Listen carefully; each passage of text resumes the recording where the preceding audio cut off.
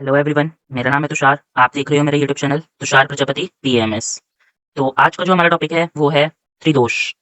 तो इसमें सबसे पहले एक श्लोक आता है, प्रकृति आरंभगत्वे स्वातंत्र्येण तुष्टि कर्तव्यम दोषात्वम। ये माधव निदान मधुकोश का श्लोक है। ये बहुत ज्यादा पूछा जाता है ये रेफरेंस, और पूछा जाता है कि श्लोक कौन सा है, या श्लोक के बेसिस पे रेफरेंस पूछ लिया जाता है। तो इसका मतलब क्या होता है? इसका मतलब है कि जो आरंभ से रहते हुए प्रकृति का निर्माण करते हैं स्वतंत्र है, और दूष्य दूष्य कौन होते हैं? धातु और मल होते हैं। इनको दूषित करते हैं, उन्हें दोष कहते हैं। तो जो आरंभ से रहते हुए यानी कि शुक्र और शोणित का जब संयोग होता है, तब से लेकर जो प्रकृति का निर्माण करते हैं और स्वतंत्र है, और दूषियों को दूषित करते हैं। अभी दूष्य कौन होते हैं? धातु और मल। जब दोष हमारे प्राकृत अवस्था में होते हैं तो शरीर का धारण करते हैं शरीर, और जब विकृत अवस्था में होते हैं तो शरीर को दूषित करते हैं। यही दोष जब धातुओं को दूषित करते हैं तो धातु हमारी दूषित हो जाती है, जिसकी वजह से धातुओं को दूष्य कहा जाता है। और जब यही दोष और ज्यादा दूषित हो जाते हैं तो हमारे शरीर को मलिन करते हैं, इसीलिए इन्हें मल की संज्ञा भी दी गई है। फिर कहते हैं कि दोष जो होते हैं वो शरीर की सारी क्रियाओं को नियंत्रित करते हैं। दोष ही हमारे शरीर की सारी क्रियाओं को नियंत्रित करते हैं। अगर दोषों में कोई भी विकृति आ जाती है तो हमारे शरीर का जो संतुलन है वो बिगड़ जाता है, और हमारा शरीर असात में हो जाता है। असात में इन द सेंस कि हमारे शरीर में विकृति आ जाती है, विकार आ जाते हैं, डिजीज हो जाती है हमारी बॉडी। तीसरा, जो प्रकृति निर्माण की क्षमता रखते हैं। ये जो दोष होते हैं ये प्रकृति के निर्माण को बनाते हैं। शुक्र और शोणित का जब संयोग होता है, अगर माँ बाप के जो दोष हैं वो प्राकृत अवस्था में होंगे तो जो गर्भ है उसकी भी जो दोष होंगे, यानी कि उसकी भी जो प्रकृति होगी वो प्राकृत होगी, उसमें कोई भी विकार नहीं आएगा। लेकिन अगर माता पिता के दोषों में कोई भी प्रकृति में कोई भी दोष आ रहे हैं तो बच्चे में अगर वो आया तो बच्चे की जो प्रकृति है उसमें भी दोष उत्पन्न हो सकते हैं। इसके बाद आता है स्थान। तो इसका स्थान कहाँ होता है त्रिदोषों का? तो इसमें एक श्लोक आता है, सर्व शरीर चरा अस्तु वात पित्त श्लेष्माणम ही सर्विस्मिन शरीर कुपित अकुपित शुभ अशुभानि करवंती। चरक सूत्र 20/9 का ये रेफरेंस है। ये क्या कह रहा है? कहते हैं कि त्रिदोष जो होते हैं वो हमारे संपूर्ण शरीर में व्याप्त रहकर शरीर की सारी क्रियाओं को नियंत्रित करते हैं। वात पित्त कफ सूक्ष्म रूप में रहकर शरीर की सभी शुभ और अशुभ क्रियाओं के लिए उत्तरदायी होते हैं। तो जो ये हमारे तीनों दोष होते हैं, वात पित्त और कफ, ये हमारे सर्व शरीर में पाए जाते हैं, हमारे पूरे शरीर में पाए जाते हैं, और शरीर पूरे शरीर में क्या करते हैं? सारी क्रियाओं को नियंत्रित करते हैं। अब ये क्रियाएं या तो शुभ हो सकती हैं या तो अशुभ हो सकती हैं। तो यही इस श्लोक का मतलब है कि सर्व शरीर, सारे शरीर में चरास्तु वात पित्त श्लेष्माणम त्रिदोष ही सर्विस्मिन शरीरे कुपित अकुपित शुभ अशुभानि कुर्वन्ति। कुपित अवस्था में शुभ, अकुपित अवस्था में शुभ कर्म करेंगे, और कुपित हो जाएंगे तो अशुभ कर्म करेंगे। उसके बाद हम लोग इस चैप्टर में त्रिदोषा का जनरल डिस्क्रिप्शन देखेंगे, इंटर रिलेशनशिप बिटवीन ऋतु दोष रस गुण देखेंगे, biological rhythm of tridosha on the basis of day night age season और फूड इनटेक देखेंगे, दोष का क्या रोल होता है प्रकृति में, और प्राकृत और वैकृत दोष कौन कौन से होते हैं। तो ये है हमारा आज का टॉपिक। तो अब हम लोग देखेंगे जनरल डिस्क्रिप्शन ऑफ त्रिदोषा। तो सबसे पहले हम लोग तीनों दोषों के बारे में हल्का हल्का सा देख लेते हैं। तो दोष क्या होते हैं? दोष की सबसे पहले हम लोग व्युत्पत्ति देखेंगे। तो दुष्भावे करणे व घन, मतलब दुष्ट धातु में घन प्रत्यय लगाने से दोष बनता है। मतलब दुष धातु में घन प्रत्यय लगाने से दोष बनता है हमारा। ठीक है। निरुक्ति क्या होती है? दूष्यंती इति दोषा। दूष्यंती इति दोषा मतलब वात पित्त कफ, ये ही तीनों धातुओं तथा संपूर्ण मल पदार्थों को दूषित कर देते हैं, इसीलिए इन्हें दोष कहते हैं। तो ये जो वात पित्त कफ है ना, ये ही हमारे तीनों जो दोष हैं, ये हमारे सातों धातुओं को और मल को सबको दूषित कर देते हैं, इसीलिए इन्हें दोष कहते हैं। प्राकृत अवस्था में नहीं, विकृत अवस्था में। वात पित्त कफ स्वयं दूषित होते हैं और रोगों को उत्पन्न करते हैं तथा प्रकृति का निर्माण करते हैं और दोष कहलाते हैं। तो ये जो वात पित्त कफ होते हैं ना, ये स्वयं दूषित होते हैं, ठीक है, और रोगों की उत्पत्ति करते हैं विकृत अवस्था में, और प्राकृत अवस्था में शरीर का धारण करते हैं, और प्रकृति बनाने में भी ये जो है बहुत ज्यादा इंपॉर्टेंट महत्वपूर्ण होते हैं, और इसीलिए इन्हें दोष कहते हैं। देखो, तीन दोष आप लोगों ने पढ़े हैं, लेकिन आचार्य सुश्रुत ने रक्त को भी दोष कहा है। सुश्रुत जी ने ना रक्त को भी दोष कहा है, परंतु रक्त खुद से दूषित नहीं होता है, वात आदि दोषों से दूषित होता है तथा प्रकृति का निर्माण भी नहीं करता है, इसीलिए वात पित्त कफ तीन शारीरिक दोष कहे गए हैं। मतलब ये जो रक्त होता है ना, ये खुद से कभी दूषित नहीं होगा, ये वात आदि दोषों से ही दूषित होता है। और ये जो रक्त है ये प्रकृति निर्माण में भी कोई महत्वपूर्ण भूमिका नहीं निभाता है। वात पित्त कफ ही जो है ये प्रकृति बनाते हैं हमारी। इसके बाद आता है इंटर रिलेशनशिप बिटवीन ऋतु, दोष, रस और गुण। रस कौन कौन से होते हैं? रस हमारे 6 होते हैं। रसा, स्वादु, अम्ल, लवण, तिक्त, उष्ण, कषाय कहा। अष्टांग हृदय सूत्र स्थान 1/14 का ये श्लोक है। कौन कौन से होते हैं? तो स्वादु, स्वादु मतलब होता है मधुर, अम्ल, लवण, कटु, तिक्त, कषाय। तिक्त, कटु, कषाय लिखा हुआ है, बिल्कुल तिक्त, उष्ण, कषाय कहा। लेकिन जब मैं अभी आपको ट्रिक बताऊंगा तो आप कटु, तिक्त, कषाय ही याद रखना, तिक्त, कटु, कषाय मत याद रखना। श्लोक याद कर लेना, पर क्योंकि आगे की जितनी ट्रिक्स है वो कटु, तिक्त, कषाय के बेसिस पे है, तो आपको जो मैं बताऊंगा वो याद करना है। स्वादु होता है स्वीट, अम्ल होता है सोर, लवण होता है सॉल्टी, कटु होता है पंजेंट, तिक्त होता है बिटर, कषाय होता है एस्ट्रिंजेंट। इसके बाद अब रस की उत्पत्ति कैसे होती है? तो ऋतु और रस के बीच रिलेशन। देखो अगर आपको स्लो लग रही होगी तो आप थोड़ा फास्ट कर सकते हो, 2x पर वीडियो को करके देख सकते हो, ठीक है। तो ऋतु और रस, देखो मैंने पिछली बार वीडियो में बताया था तुम्हें ऋतु को कैसे याद करना है। तुम्हें याद करना है शिवग्री वशहे से। कैसे? शिवग्री वशहे। तो इसको कैसे, ये क्या हुआ? तो ये हुआ शिशिर, शिशिर, वसंत, ग्रीष्म, वर्षा, शरद और हेमंत। तो देखो शिशिर, वसंत, ग्रीष्म, वर्षा, शरद और हेमंत। तो ये ऑर्डर आपको ना याद रखना ही रखना है। इसी से ही मैंने सारी ट्रिक्स बनाई थी शिवग्री वशहे, तो इसको याद कर लो, कैसे भी घोट के पी लो। शिवग्री वशहे, शिवग्री वशहे, शिवग्री वशहे, ठीक है। तो तुम्हें ऋतु पता चल गई 6 होती है। रस तुम्हें पता ही है रस कौन कौन से होते हैं। तो रस होते हैं हमारे मधुर, अम्ल, लवण, कटु, तिक्त और कषाय। ये 6 रस होते हैं ना। अब देखो तुमको क्या करना है, तुमको जो है सिंपल जो अपना शिवग्री वशहे है, ठीक है, इसको तुम्हें लिख लेना है शिशिर, ऑर्डर में शिशिर, वसंत, ग्रीष्म, वर्षा, शरद और हेमंत, ठीक है। अब तुमने जब ये लिख लिया तो उसके बाद आ जाओ तुम जो तुमने 6 रस लिखे थे, मधुर, अम्ल, लवण, कटु, तिक्त, कषाय। तो देखो काउंटिंग ध्यान से लिखना, 1 2 3 4 5 6। तो ये देखो मधुर, अम्ल, लवण, कटु, तिक्त, कषाय।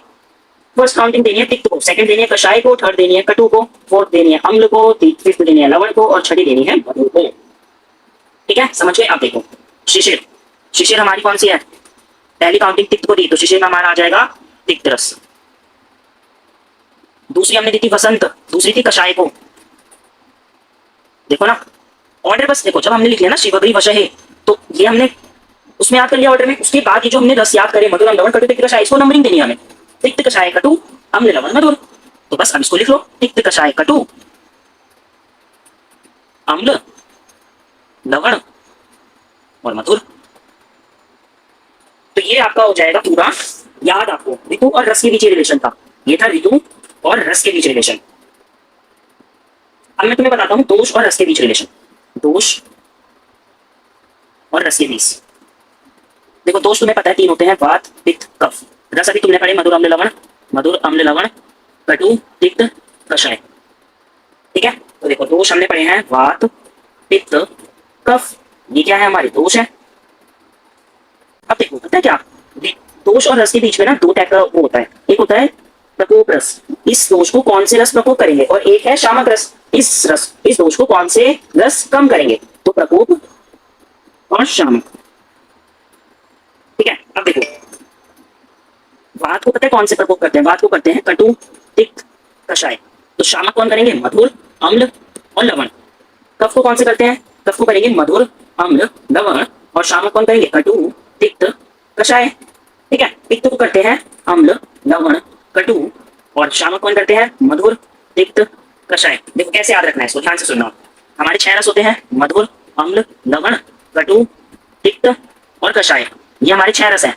ये 3 वात को बढ़ाएंगे, ये 3 कफ को बढ़ाएंगे, तो ये 3 कफ को घटाएंगे और ये 3 वात को घटाएंगे। मधुर, अम्ल, लवण कफ को बढ़ाते हैं, मधुर, अम्ल, लवण कफ को बढ़ा रहे हैं, प्रकोप कर रहे हैं, लेकिन मधुर, अम्ल, लवण ही वात को घटा रहे हैं। और वात, कफ को कौन घटा रहे हैं? कटु, तिक्त, कषाय।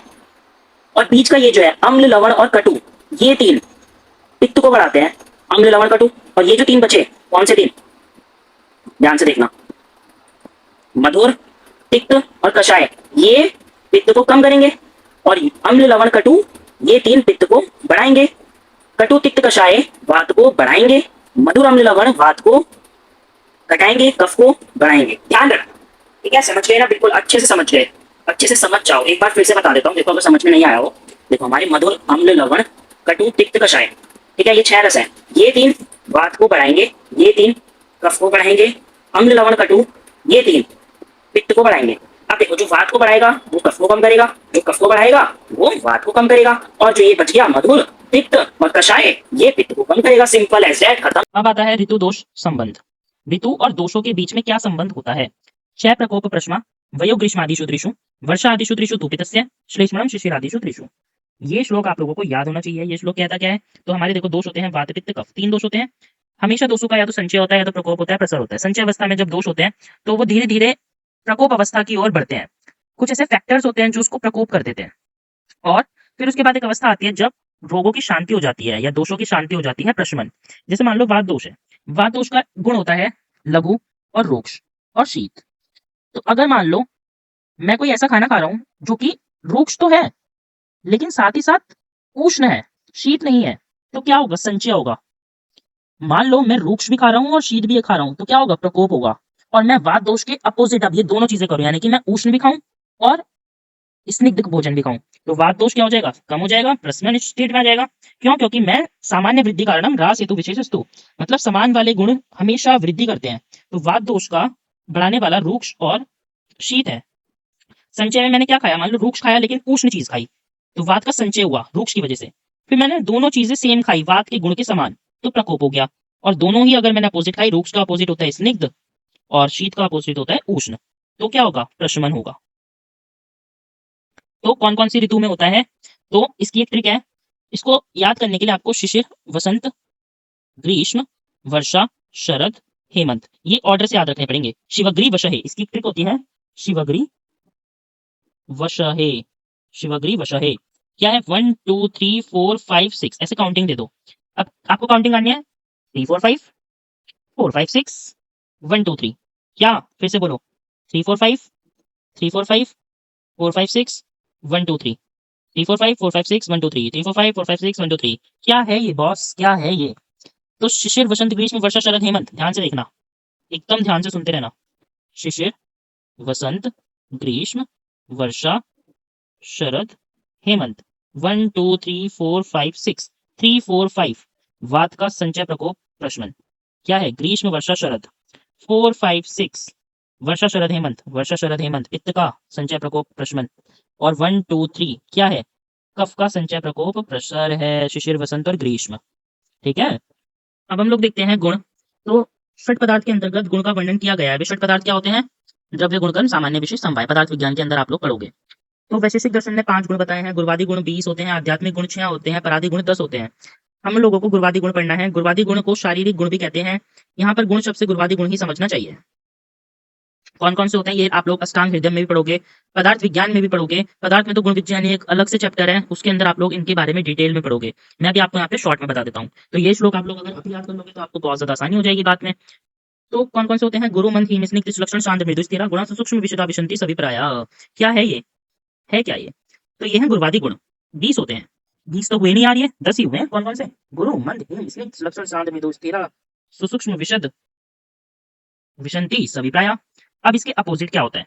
तो गुरु का अपोजिट होता है लघु, मंद का होता है तीक्ष्ण, हिम शीत का होता है उष्ण, स्निग्ध का होता है रूक्ष। अभी मैंने जो ऊपर आपको एग्जांपल दे रहा था ना वात वाला, वो यही है। सुलक्षण का होता है खर, सांद्र का होता है द्रव, मृदु को होता है कठिन, मृदु मतलब कोमल, कठिन मतलब कठोर, सांद्र मतलब गाढ़ा, द्रव मतलब पतला, सुलक्षण मतलब साफ या चिकना, खर मतलब खुरदुरा, स्थिर मतलब अचल और सर मतलब चल, सूक्ष्म मतलब बारीक, स्थूल मतलब मोटा, विशद मतलब टूटने वाला और पिच्छिल मतलब लसीला।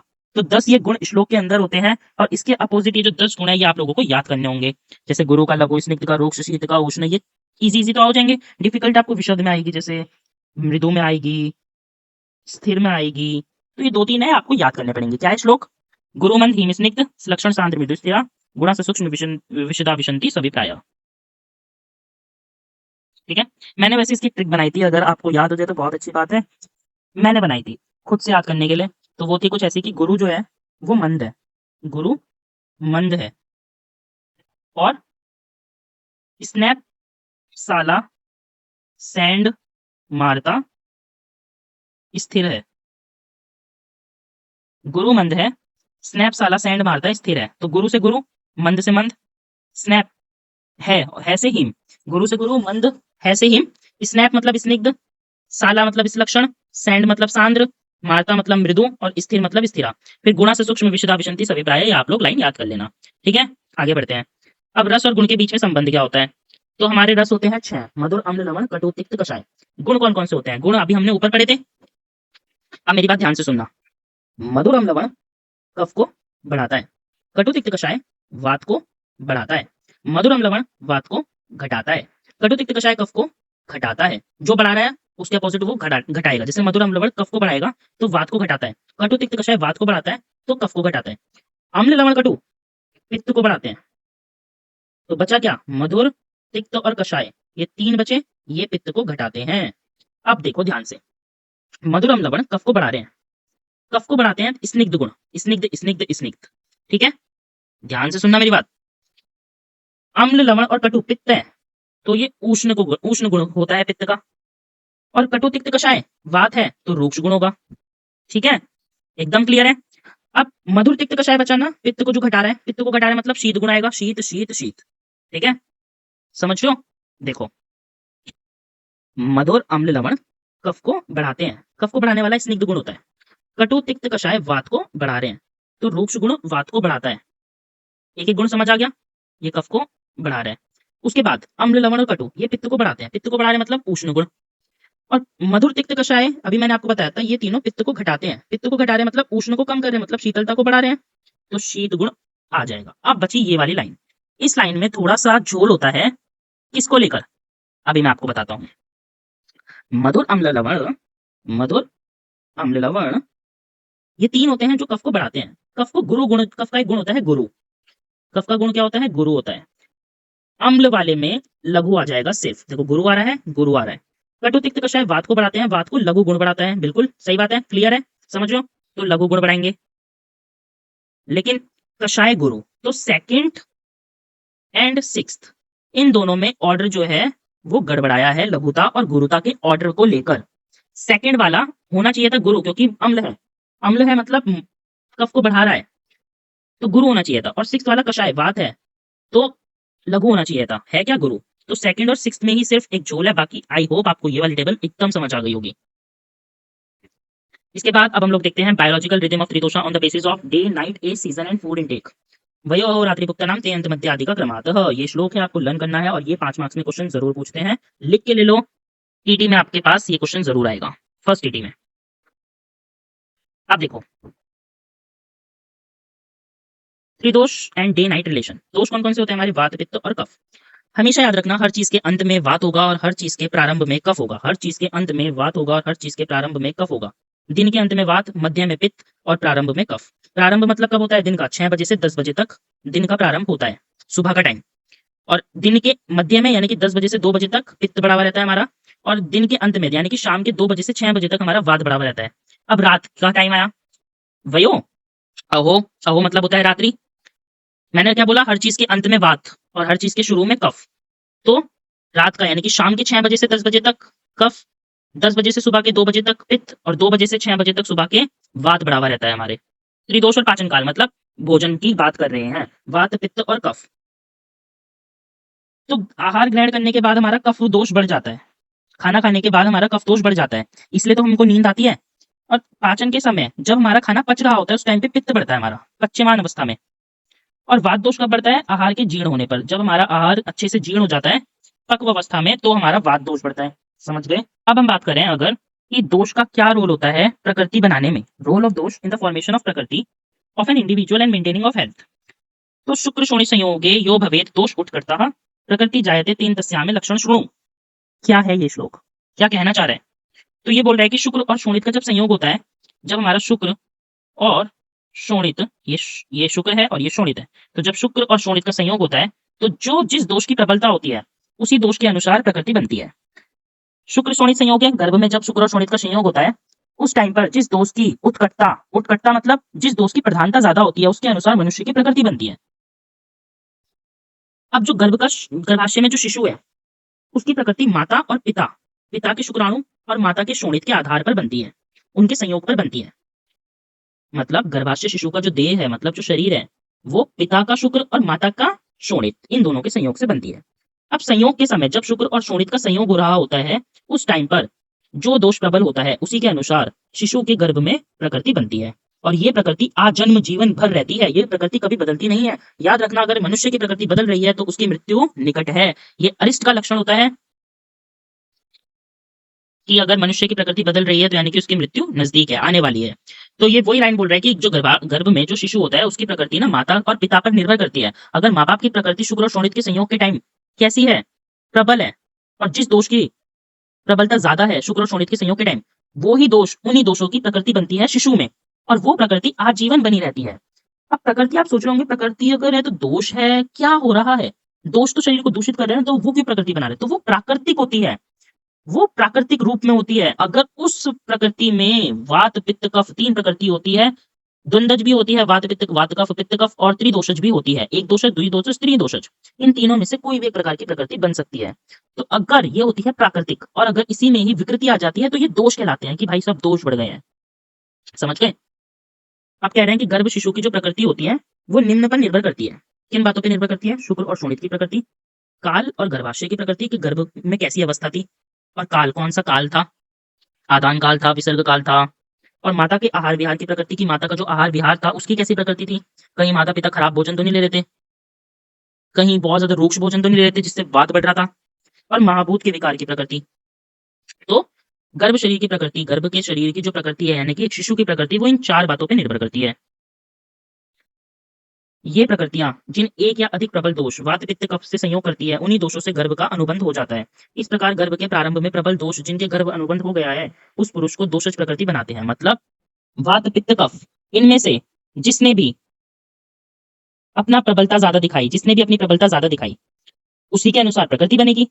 एकल होगी तो एकल, द्वंद्वज होगी तो द्वंद्वज, और त्रिदोषज होगी तो त्रिदोषज। जैसे कुछ भाग मनुष्य वाताधिक से वाताल प्रकृति, पित्ताधिक्य से पित्त प्रकृति, कफ आधिक्य से कफ प्रकृति, द्वंद्वज से द्वंद्वज। तो द्वंद्वज कौन कौन सी होती है? वात पित्त वात कफ पित्त कफ।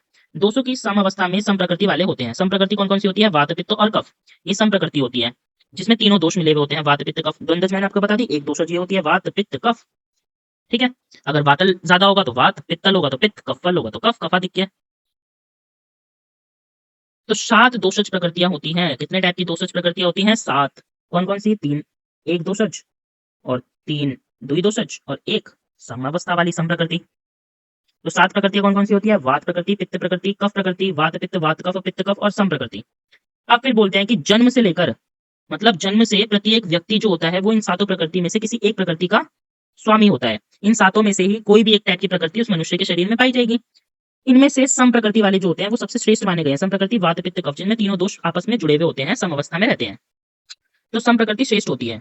ये व्यक्ति हमेशा स्वस्थ और निरोगी होता है।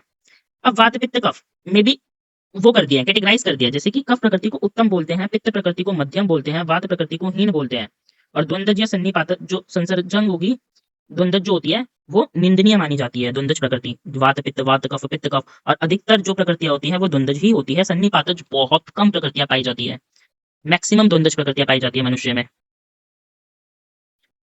अब देखो जो मैंने अभी आपको बताया ना, ये प्रकृति हमारे शरीर को नुकसान क्यों नहीं पहुंचा रही है? वो तो दोष है ना, दोष तो शरीर को हमेशा नुकसान पहुंचाते हैं। अभी हम शुरू से पढ़ते हुए आ रहे हैं तो लिखा हुआ है कि जो शरीरगत प्रकृतियां होती है वो मनुष्य को किसी प्रकार की हानि नहीं पहुंचाती है। सम प्रकृति के अतिरिक्त अन्य प्रकृतियों में दोष सम भाग में स्थित होते हैं। मतलब सम प्रकृति यानी कि वात पित्त कफ के अलावा जितनी भी प्रकृतियां होती हैं उसमें जो दोष होते हैं वो संभाग में स्थित नहीं होते हैं। मतलब या तो वात पित्त होगा, वात की डोमिनेंस ज्यादा होगी, पित्त की हल्की कम होगी, है ना, तो संभाग में नहीं है। परंतु इन प्रकृतियों से बढ़े हुए दोषों द्वारा मनुष्य को कोई हानि नहीं होती है। पर अगर कोई भी मान लो दोष बढ़ गया तो उससे मनुष्य को कोई भी हानि नहीं होगी। जैसे जिस प्रकार विषैले सर्प को अपने विष से हानि नहीं होती है, जैसे एक सांप होता है, सांप की खुद का जहर होता है, उसको अपने जहर से कोई भी परेशानी नहीं होती है, ठीक उसी प्रकार जो मनुष्य की प्रकृति होती है वो उसको कभी बाधा नहीं पहुंचाती है। सुश्रुत के अनुसार गर्भ से ही प्रकृति के निर्माण में जिन दोषों की प्रबलता होती है वो सब प्राकृतिक है। मतलब गर्भ से ही प्रकृति के निर्माण में जिन भी दोषों की प्रबलता होती है वो सब प्राकृतिक होते हैं। अन्य समय जिन दोषों की प्रबलता होती है ना, वो सब विकृत है, मतलब हानिकारक है। तो शुक्र और शोणित के संयोग के बाद शरीर में सबसे पहले जो उत्पत्ति क्रम में सबसे पहला जो घटना होती है, वो त्रिदोष बनने की ही होती है। त्रिदोष जो होती है वो अपनी फिजियोलॉजिकल लिमिट में रहते हुए गर्भ की वृद्धि और विकास को नियंत्रित करते हैं। मतलब जब शुक्र और शोणित का संयोग हो जाता है, तो उसके बाद जो सबसे पहली प्रक्रिया होती है वो हमारी त्रिदोष निर्माण की होती है। अगर बोल रहे हैं कि इस समय संयोगवश तीनों दोषों की समता होती है तो समप्रकृति बनती है। अगर किसी एक दोष की प्रबलता होती है तो एक दोषज प्रकृति, जैसे वात पित्त कफ। और अगर किन्हीं दो दोष की प्रबलता होती है तो द्विदोषज बनती है, वात पित्त वात कफ पित्त कफ। तो इस प्रकार त्रिदोषज प्रकृति निर्माण में महत्वपूर्ण भूमिका निभाते हैं और शिशु के शरीर क्रियात्मक व व्यवहारिक लक्षणों तथा अभिव्यक्तियों को नियंत्रित करते हैं, जिसे प्रकृति कहते हैं। आगे आप लोग पढ़ोगे कि जो हमारी धातु होती है ना, वो मल के रूप में, मतलब जो दोष होते हैं वो हमारे मल के रूप में बनते हैं धातुओं से। आगे आप लोग पढ़ोगे, बहुत ज्यादा इंटरेस्टिंग चीज है। जब धातु पढ़ाऊंगा ना मैं पेपर 2 का, तब आप वहां पे पढ़ोगे। तो शरीर में वैकृत दोष मल के रूप में बनते हैं तथा इनका पोषक पित्त भाग से होता है। पित्त आहार का पाचन दो टाइप में टूटता है, सार भाग और पित्त भाग। पित्त भाग मल भाग होता है और सार भाग से पुनः दो भाग होता है। एक तो अगली धातु का पोषण करना और एक इस धातु का निर्माण करना। तो दो चीजें होती है, समझ गए? तो वही कह रहा है कि जो हमारे दोष होते हैं ना, वो मल के रूप में बनते हैं और इनका पोषण किट्ट भाग से होता है। अतः ये दूषित होने की स्वाभाविक प्रवृत्ति रखते हैं, क्योंकि ये मल भाग है ना, ऑब्वियसली। अतः जब ये गुणात्मक या मात्रात्मक रूप से विकृत हो जाते हैं, शरीर अस्वस्थ हो जाता है। दोषों की रोग उत्पत्ति की क्षमता को दोष का विकारात्मक कहते हैं। अब यहाँ पे ये दोष लोग बहुत ज्यादा इंपॉर्टेंट लिखे हुए हैं। पहला तो लिखा हुआ है कि रोगस्तु दोष वैषम्यम, दोष साम्यम आरोग्यता। मतलब अगर दोष विषम अवस्था में है तो रोग होता है, और अगर दोष साम्य अवस्था में है तो आरोग्यता होती है। एक और श्लोक है, विकारो धातु वैषम्यम साम्यम प्रकृति उच्यते, सुख संज्ञकम आरोग्यम विकारो दुख मेव च। मतलब अगर दोष साम्य अवस्था में होंगे तो सुख की अनुभूति होगी, और अगर विषम अवस्था में होंगे तो विकार आता है, दुख आता है। वो ही है ये। अब देखो, जो दोष होते हैं ना, वो दो प्रकार के होते हैं। एक तो होते हैं प्राकृतिक और एक होते हैं वैकृत। प्राकृत क्या होते हैं? तो ये शुक्र और शोणित संयोग के समय जायगोट में उत्पन्न होता है और शिशु की प्रकृति का निर्माण करते हैं। तो जो प्राकृतिक दोष होते हैं ना, वो शुक्र और शोणित के संयोग के टाइम बनते हैं और प्रकृति का निर्माण करते हैं, ठीक है, और फिनोटिपिक एक्सप्रेशन के लिए उत्तरदायी होते हैं। ये यूनिसेलुलर जायगोट में उत्पन्न होते हैं और डिफरेंशिएशन के साथ शरीर की प्रत्येक कोशिका में उपस्थित रहते हैं और पूरे शरीर में धातु रूप में रहकर शरीर का धारण करते हैं और शरीर में धातुओं के रूप में धारण करते हैं। ये दोष अपरिवर्तित होते हैं। मतलब जो प्राकृतिक दोष होते हैं, जो गर्भ से बनते हैं, वो अपरिवर्तित होते हैं, मतलब कभी भी चेंज नहीं होते हैं। गुणात्मक या मात्रात्मक दृष्टि से स्थित रहते हैं, पूरे जीवन भर ये स्थित रहते हैं। इनमें कोई भी परिवर्तन मृत्यु कारक होता है। मैंने आपको बताया था ना, अगर कोई भी प्रकृति में चेंज आ जाता है तो इसका मतलब उसकी मृत्यु आने वाली है। ये जो प्राकृतिक दोष होते हैं, ये वैकृत दोष के लिए बीज का कार्य करते हैं, बीज की तरह कार्य करते हैं, अर्थात इनसे आगे चलकर वैकृत दोष उत्पन्न होते हैं। मैंने बताया था ना कि शुक्र और शोणित के संयोग के टाइम पर अगर जो हमारे दोष हैं वो बढ़े हुए हैं तो वो अच्छी बात है, वो प्राकृत अवस्था है। लेकिन अगर एक बार जन्म हो गया, उसके बाद से लेकर मृत्यु तक अगर दोष में कोई भी बढ़ोतरी होती है, अगर दोष बढ़ता है, तो वो वैकृत है। तो यही जो प्राकृत दोष है, ये वैकृत दोष के लिए बीज की तरह कार्य करता है। इनसे आगे चलकर वैकृत दोष की उत्पत्ति होती है।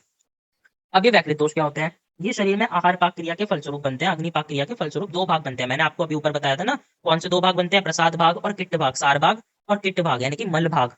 इसी मल भाग से हमारे दोष बनते हैं। जैसे अन्न का मल जो होता है उससे वात बनता है, रक्त के मल से पित्त बनता है, कफ रस के मल से कफ बनता है।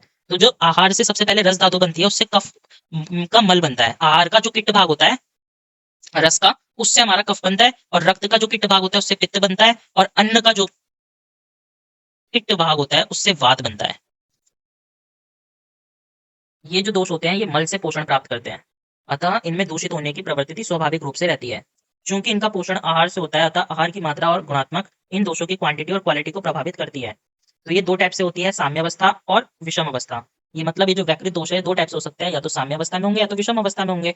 मतलब जब गुणात्मक और मात्रात्मक दृष्टि से संतुलित रहते हैं तो शरीर स्वस्थ रहेगा, और विषम अवस्था में जब होंगे तो मतलब विषम अवस्था है, मात्रात्मक और गुणात्मक दृष्टि से वो अपनी लिमिट में है ही नहीं, और तो वो शरीर में विभिन्न प्रकार के रोग करेगा। अब ये जो विषम अवस्था है, ये दो टाइप की हो सकती है, या तो वृद्धि होगी या तो क्षय होगा। विषम विषम है ना, तो या तो बढ़ेगा या तो घटेगा। तो जब ये सामान्य अवस्था से बढ़ते हैं तो वृद्धि, और जब ये सामान्य अवस्था की अपेक्षा घटे हुए रहते हैं तो क्षय। अब ये जो प्राकृत और वैकृत दोष होते हैं, ये दोनों मिलकर शरीर के सभी कार्यों को नियंत्रित करते हैं और सम्मिलित रूप से शारीरिक दोष कहलाते हैं। तो शारीरिक दोष कहलाते हैं ये दोनों मिलकर, प्राकृत और वैकृत। अगर मेरी वीडियोस अच्छी लग रही हैं और मेरा पढ़ाया हुआ अच्छा लग रहा है तो मेरे चैनल को सब्सक्राइब करें, कमेंट करें, लाइक करें और तब तक के लिए bye. Thank you so much for watching.